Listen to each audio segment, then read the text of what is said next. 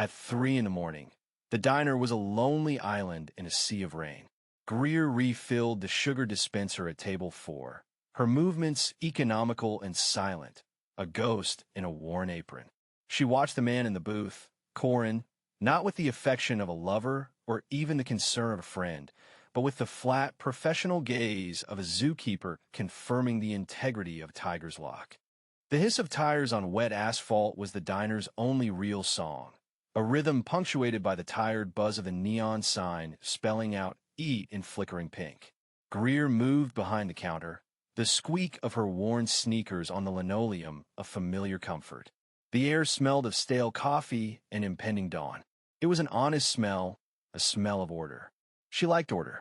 She ran a damp cloth over the formica, her mind a placid surface, reflecting the quiet patterns of the night. Vensh, rins, vanip, repeat. A mantra against chaos. Corin sat in his usual booth, a cup of coffee long gone cold before him. He hadn't moved in an hour, hadn't so much as blinked. To anyone else, he would have looked lost, catatonic, a piece of the city's sad furniture. But Greer saw the stillness for what it was, a containment field, a state of managed equilibrium. Her job was to manage it, to ensure the pressure remained stable, the mechanisms unseen. She felt the weight of him in the room, a silent gravity that bent the air around his booth. It was a pressure she had grown accustomed to, the way a deep-sea diver grows accustomed to the crushing weight of the ocean. The bell above the door didn't jingle. It shattered the quiet with a violent, metallic clang. 3 men spilled inside, bringing the wet cold with them. They were not customers. They were jagged edges, wrong shapes in her orderly space. The first was thin and twitchy, his eyes darting from the gumball machine to the pie case, as if looking for an angle. The second was a wall of damp muscle, his knuckles already scraped raw. The leader, Jet, stepped between them. He had the kind of hollow-eyed confidence that came from never having faced a true consequence. He smiled, a greasy crack in his face, and shook the rain from his cheap leather jacket. The only other customer, a trucker hunched over a plate of eggs, froze with his fork halfway to his mouth. The cook, Manny, poked his head through the service window, his face a question mark. Greer did not freeze. She calmly placed her rag in the sink. Her heart rate remained a steady, unbothered metronome. She registered their weapons, a knife on the big one's belt, a bulge under the leader's jacket that was unmistakably a pistol. She noted the exits, the slickness of the floor, the weight of the coffee pot in her hand. Data points, variables in a fluid equation. She felt no fear, only a faint professional annoyance.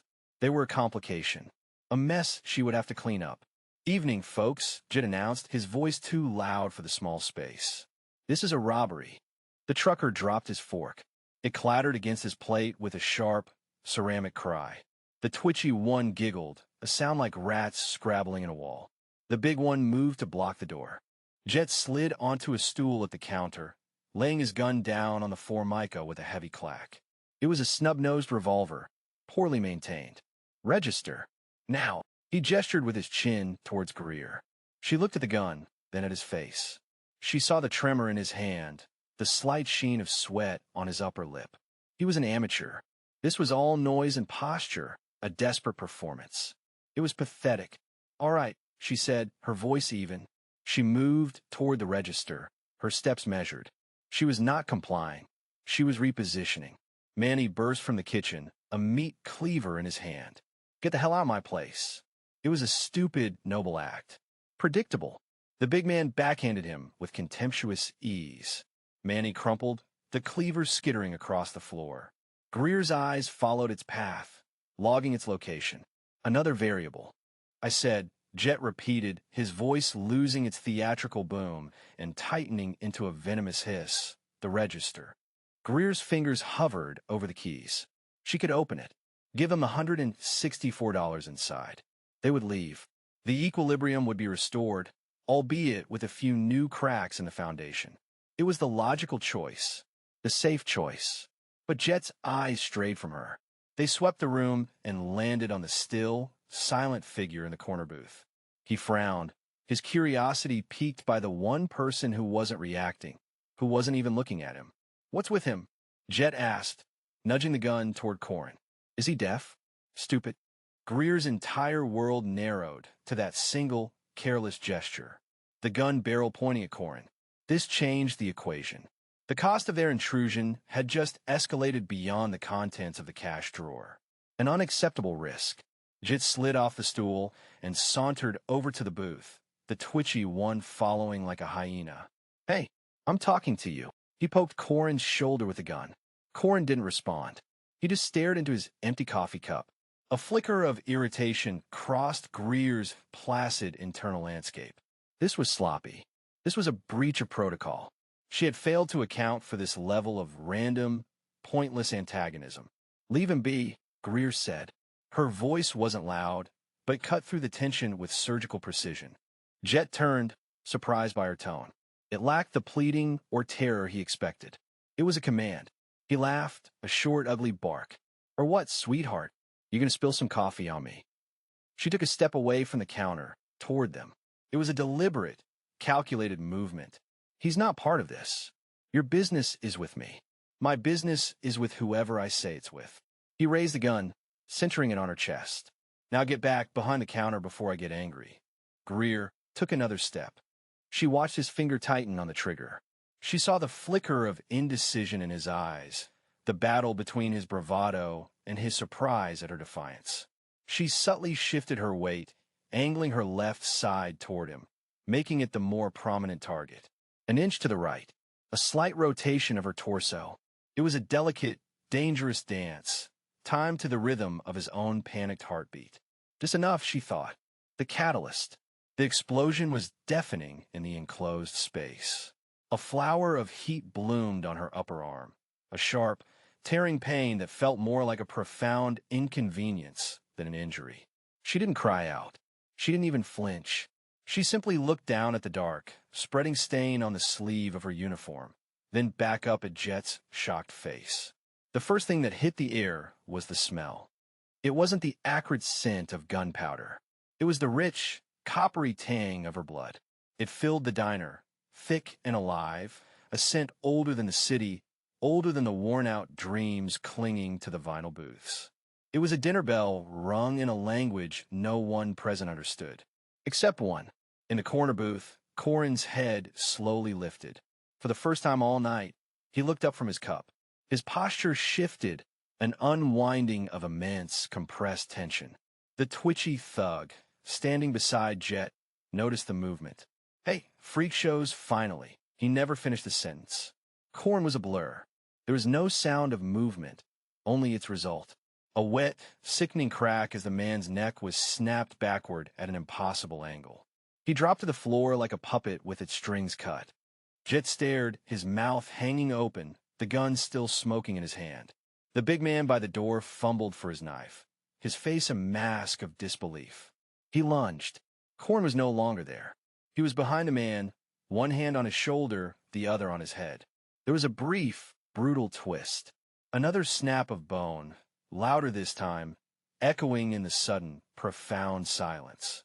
The second body fell. It took less than 3 seconds. No wasted motion. No teatricality. It was the efficiency of a predator that had done this 1,000 times before. Pure, terrible function. Greer leaned against the counter, a faint pressure from her own hand on the bleeding wound in her arm. She watched, her expression unreadable. She felt the dull throb of the bullet graze, a necessary expenditure. A key for a lock. Her asset was deployed. Jet was paralyzed, his mind unable to process the sheer speed of the violence. He stumbled backward, tripping over the twitchy man's legs. He raised his gun, his hands shaking violently, but he had no target. Corin was simply standing in the middle of the room, a point of absolute stillness in the center of the carnage. The rain beat a frantic rhythm against the windows. The neon sign outside hummed its electric song. Slowly, Corin turned his head, his gaze sweeping past the dead and landing on Jet cowering on the floor. Then his eyes lifted further, finding Greer's. They were not the placid, empty blue she had monitored all night. The irises, the pupils, the whites, all of it had dissolved into a solid, depthless black. Twin pools of midnight that didn't reflect the diner's cheap lighting, but consumed it. It was the horrifying, perfect emptiness of a starless void. His lips parted, but no sound came out. He looked at her, not with confusion or rage, but with a terrible, patient hunger that she knew all too well. The tiger was awake, and it was waiting for instructions. The click of the diner's old clock was louder now. In the weeks that followed the night of broken glass and silent screams, every mundane sound seemed amplified, as if the world were holding its breath, waiting for the other shoe to drop. But never did. Instead, small, impossible graces began to seed themselves into the cracked pavement of Greer's life. Mr. Abernathy, her landlord, a man whose breath always smelled of stale coffee and entitlement, whose knuckles had rapped on her door at midnight one too many times demanding late fees in cash, vanished. One day his office was empty. A week later, a notice was posted in the lobby. The building had been acquired by a holding company with an unpronounceable name. Her rent, a notice slipped under her door informed her, was considered paid in full for the next 6 months. The ink was a deep, ferric red, almost black in the dim hallway light. She ran her thumb over it. It didn't smudge. At the diner, Marco, the line cook who'd made it his personal mission to corner her by the dishwashing station, developed a sudden, violent allergy to shellfish. Or so the story went. He left mid-shift, clawing at his swollen throat, and never came back. The promotion to shift manager, with its $10 an hour raise, landed in her lap. Her boss, Agnes, had handed her the new apron with a weary sigh, saying only, "You're reliable. Don't make me regret this." Greer merely nodded, the fabric of the clean apron stiff and unfamiliar in her hands. These were not coincidences. They were offerings, like a stray cat leaving dead mice on the doorstep, a crude and bloody display of affection. She never saw the cat, but she felt its presence. A flicker of movement in a darkened alley as she walked home. The faintest scent of damp soil and cold stone in the hallway outside her apartment, a smell that had no business being in the heart of the city, choking on its own exhaust. She found money twice. The first time, it was a thick envelope tucked inside a newspaper at her usual bus stop. $5,000 in crisp, non-sequential hundreds. The second time, a wallet left on the counter at the diner's closing. No ID, just another $5,000. She'd paused, holding the worn leather, feeling the weight of it. There was no temptation, no thrill of illicit gain. There was only a cool, quiet assessment. This was a resource, part of a transaction. She put the money in the worn shoebox at the back of her closet, next to the small, silver locket she never wore. Fear was for other people. Greer had dissected fear long ago, in a childhood that felt more like a case study than a memory. She understood its mechanics, its chemistry. She saw it now in the faces of others. She saw, especially in the man who had started watching her. He was the thief from the diner. Jet. She remembered his name from the brief, frantic police report she'd been forced to give. He was clumsier now than he had been with a gun in his hand.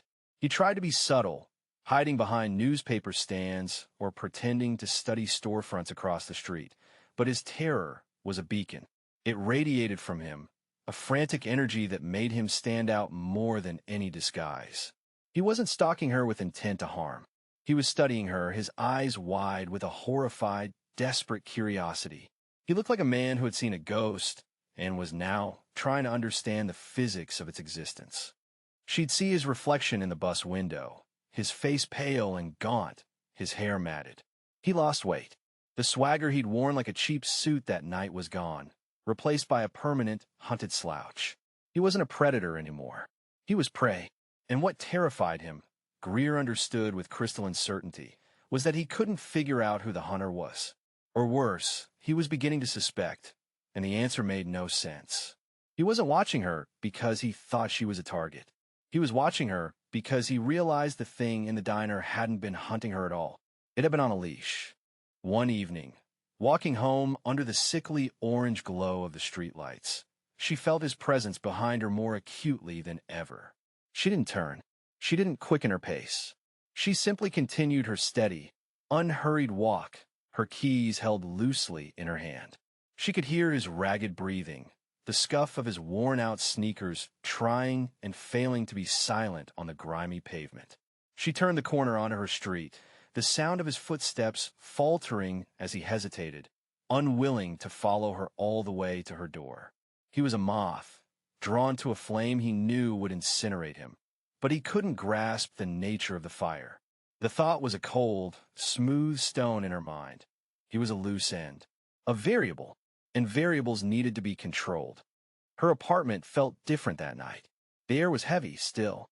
The usual city symphony, the distant sirens, the rumble of the subway, the shouts from the street below, was muted, as if the room were wrapped in a thick blanket of silence. She locked the door, the deadbolt sliding home with a perfunctory thud. It was a meaningless gesture, she knew, a ritual for a god who wasn't listening. She didn't turn on the lights. She preferred the darkness, the way the city's ambient light painted monochrome shapes on the walls. Her eyes adjusted instantly, tracing the familiar outlines of her sparse furniture. The single armchair, the small table, the bookshelf filled not with novels, but with manuals on botany, anatomy, and forgotten histories. He was already there. He wasn't hiding in the shadows. He was the heart of them. He stood by the window, a silhouette against the lesser dark of the skyline, utterly motionless. Not the tense stillness of a predator waiting to strike, but the absolute stillness of a statue, of something that measures time in geological epochs, not heartbeats. Corin, Greer's own heart, gave a single, hard thump against her ribs, a biological reflex she observed with detached interest. But no fear followed. There was no adrenaline, no gasp caught in her throat. She simply stood by the door, her hand still on the lock, and watched him. He turned his head slowly, a movement so fluid it seemed to defy the laws of physics. His eyes were not visible in the gloom, but she felt their weight, the pressure of a gaze that had witnessed the birth and death of empires. He had been handsome, she recalled from the diner. A cruel, classical beauty carved from marble. In the darkness of her apartment, that beauty was gone, stripped away to reveal the sheer, terrifying antiquity beneath. He was not a man. He was a weapon that had been given the shape of one. She didn't speak. She waited. The power in any negotiation, her father used to say, belongs to the one who is willing to wait longer. A memory surfaced, unbidden. Her father's study, smelling of old paper and whiskey, the weight of a heavy, leather-bound book on her small lap. The pact is not a chain. He'd read, his voice a low rumble. It is a scale. It must always be balanced. Corin moved from the window. He didn't walk. He flowed across the floorboards, a river of shadow that made no sound. He stopped a few feet from her, close enough that she could feel the impossible cold emanating from him, a chill that had nothing to do with the temperature of the room. It was the cold of the deep earth of the grave. Then, he did something she had not anticipated. He knelt. The motion was not one of supplication. It was not the gesture of servant before master. It was precise, deliberate, ceremonial. He went down on one knee, his head bowed, the posture of a knight swearing fealty not to a queen, but to a cause. The worn floorboards of her cheap apartment suddenly felt like the flagstones of a forgotten throne room. The silence stretched, thick and profound. It was broken by his voice. It was not the voice he had used in the diner. That had been a mimicry of human speech. This was his true voice, a low resonance that vibrated in the bones of her skull, ancient and devoid of inflection. The debt is acknowledged. It was not an apology. It was not a plea. It was a statement of fact. A line item in a ledger millennia old, now marked as paid. His intervention at the diner, his unsanctioned violence, had been an overreach, an act of an instrument without the hand of its wielder to guide it. And so, he had spent the last few weeks balancing the scale. The money, the convenient disappearances. Restitution. Greer looked down at the bowed head of the creature before her. She saw the fall of his dark hair, the pale, almost luminous skin of his neck. An anatomist might have seen the carotid artery, the jugular vein. A predator would have seen a vulnerability. Greer saw only the fulfillment of a contract, the quiet satisfaction of an equation finally solved. Her own voice, when she finally spoke, was a stark contrast to his. It was quiet, human, and utterly devoid of emotion. "Stand up." He obeyed instantly, rising to his full, imposing height in a single, silent motion. He stood before her, his head still slightly inclined, his gaze fixed on a point somewhere over her shoulder. Awaiting orders. The weapon was ready. The handler had only to aim it. A memory, sharp and vivid as a shard of glass, pierced the cool calm of the moment. Her grandmother's hand, wrinkled and cold, pressing a small, silver locket into her palm. "It's not for you to wear, child. It's for you to hold. It is a key and a promise. When he comes, show him this, and he will remember who he is. And then, you must remember who you are." She hadn't needed the locket. He had recognized the bloodline. He had recognized the authority that ran deeper than any trinket. "There's a loose end," she said, her voice flat. "The man from the diner. He's been following me." Corin did not react, but the quality of the stillness around him changed. It became heavier, charged with a potential she could feel crackling on her skin. "He is irrelevant," Corin stated. It was a dismissal. A gnat was not a concern for a thunderstorm. "He is a variable," Greer corrected, her tone cutting through the ancient certainty of his. "And he is afraid. Fear makes people unpredictable. I don't like unpredictable things." For the first time, Corin's gaze met hers directly. In the gloom, she saw the faint, crimson light that burned deep within his pupils. It was not the fire of passion, but the cold, dead light of a dying star. He gave a slight, almost imperceptible nod. He understood. The variable would be removed. The equation would be simplified. "Go," she said. He was simply gone. There was no sound, no rush of air. One moment he was there, a pillar of absolute cold and darkness in her living room. The next, he was not. The only evidence he had ever been there was the lingering chill in the air and the faint scent of stone and grave dirt. Greer walked to the window and looked down at the street. It was empty. The moth was no longer hovering near the flame. She wondered, with a flicker of detached curiosity, how Corin would handle it. Would it be quick and silent? Or would it be a lesson? A demonstration of the consequences of attracting the wrong kind of attention? It didn't matter. The result would be the same. The variable would be eliminated. She slept soundly that night, for the first time in weeks. The subtle tension that had coiled at the base of her skull had finally unspooled. The scale was balanced. The instrument was in tune. Now the work could begin. The next few days were quiet. Jet was gone from his usual lurking spots. His absence was a palpable void, a silence that spoke louder than his frantic, shuffling presence ever had. Greer moved through her new routine as shift manager with an unhurried efficiency that her coworkers mistook for dedication. They didn't see the cold calculation in her eyes as she tallied the nightly receipts, the way her mind was always running parallel calculations, assessing threats and opportunities. The city was a system, a complex machine of interlocking parts. Most people were cogs, turning blindly as the machine dictated. But if you had the right tool, if you had a lever powerful enough, you could force the gears to turn in your favor. Corin was that lever. The confrontation came on a Tuesday, a night slick with rain that made the city's neon signs bleed into the wet asphalt. She was taking the shortcut home, a narrow alleyway that smelled of wet garbage and ozone. It was a calculated risk she took every night, a test. Tonight, someone was waiting. She heard the scrape of a shoe behind a dumpster and stopped. She didn't turn around. She simply stood in the middle of the alley, the rain dripping from the fire escape above, and waited. "Don't move," a voice rasped. It was thin, shaking, trying to project an authority it did not possess. She turned slowly. It was Jet. He looked even worse than before. His eyes were hollowed out, dark bruises of sleeplessness beneath them. He was soaked to the bone, his thin jacket plastered to his emaciated frame. He was holding a knife. It was a cheapsteak knife, probably stolen from a diner, just like the one where this all began. He held it with the trembling, uncertain grip of a man who had never meant to use one. "I know what you are," he whispered, his voice cracking. The rain ran down his face, mingling with what might have been tears. I don't know how, but you're connected to him. Greer looked at the knife, then at his eyes. She saw no malice there, only a profound, soul-deep terror. He wasn't here to rob her. He wasn't here for revenge. He was here for answers.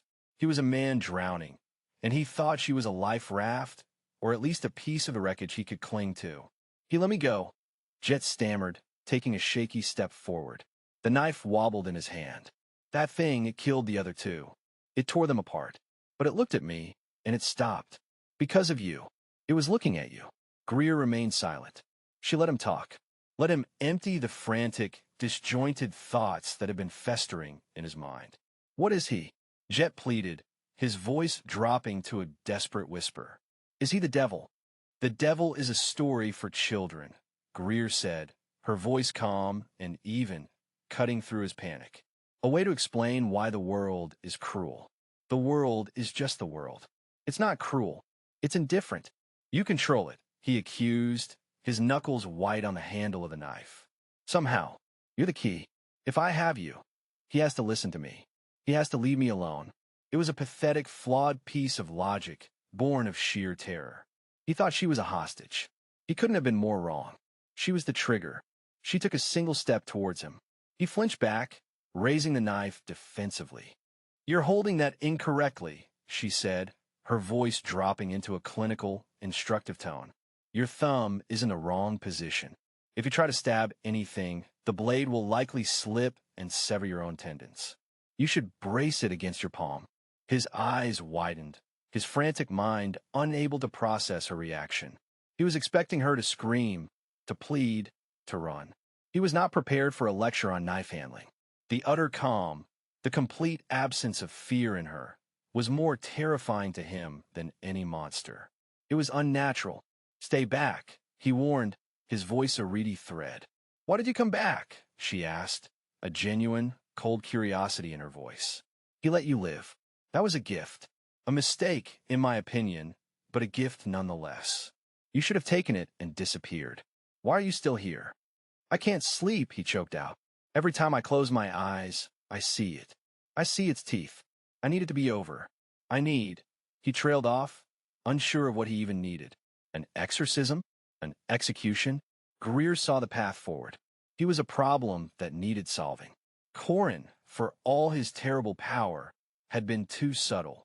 He had erased obstacles, but Jet wasn't an obstacle. He was a witness who had become unhinged. You don't intimidate a man like that. You don't threaten him. You give him what he wants. She took another step. The tip of the cheap knife was now inches from her chest. He is bound, she said softly, her eyes locked on his. But not to me, not in the way you think. He is bound to a debt, a promise made a long, long time ago. She reached out, not to push the knife away, but to gently place her hand over his on the handle. Her touch was cool, steady. His was trembling violently. You want it to be over, she said. It wasn't a question. I can make it be over. Before he could react, she guided his hand and the knife forward. But that wasn't the end she had planned. From the mouth of the alley, a shadow detached itself from the deeper shadows. Jet saw it first.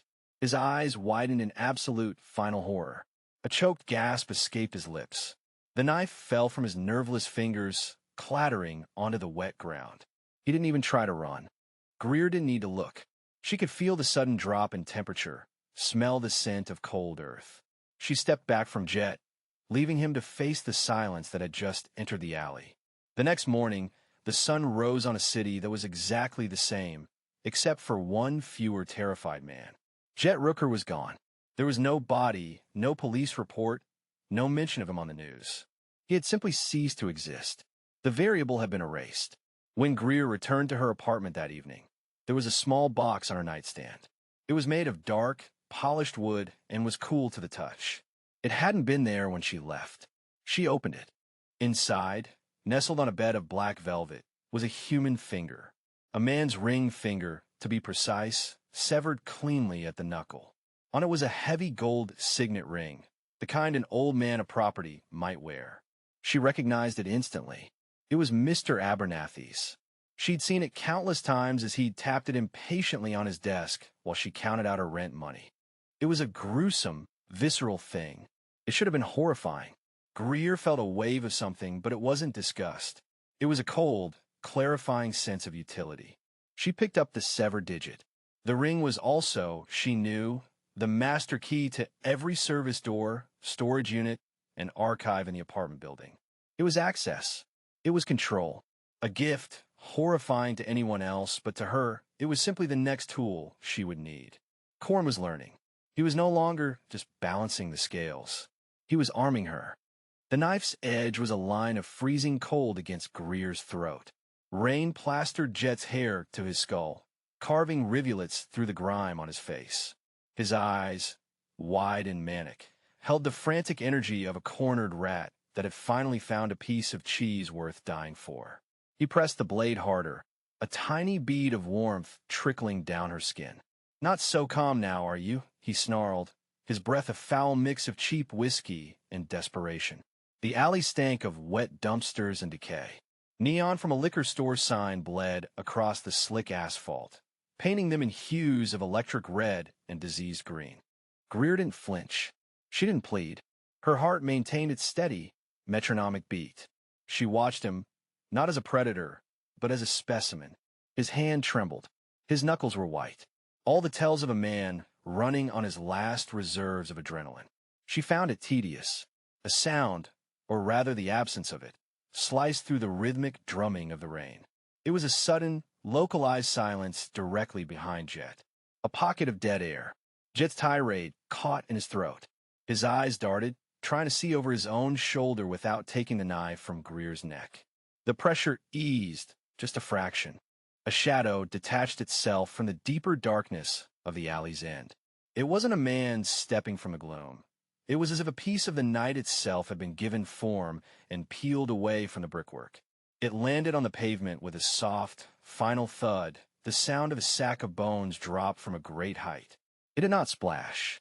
The rain seemed to curve around its skeletal frame, refusing to touch the dry, parchment-like skin. This was Corin. Gaunt, ancient, his body a collection of impossible angles held together by desiccated sinew. He stood hunched, his head cocked with a bird-like curiosity. His eyes were not eyes. They were pits of patient hunger, black holes that drank the already faint light. He was perfectly, unnaturally still, a predator that had forgotten the need for breath. Jet's body went rigid. A low, guttural sound escaped his lips, a whimper trying to disguise itself as a growl. His focus shattered. He was a man caught between two threats, one he understood and one his primate brain screamed was fundamentally wrong. The knife at Greer's throat became an afterthought, a tool he no longer knew how to use. What the hell is that?" he stammered, his voice cracking. Greer watched the terror bloom in his face, the way his pupils dilated, the sheen of cold sweat that joined the rain on his brow. She saw the moment his bravado crumbled into dust, revealing the terrified child beneath. This was the signal, not from Corin, but for him, the scent of pure, undiluted fear. An appetizer. Slowly, deliberately, Greer moved, not away from the knife, but into it. She leaned forward, the steel biting in her skin, another warm drop joining the first. Jet was too paralyzed to react.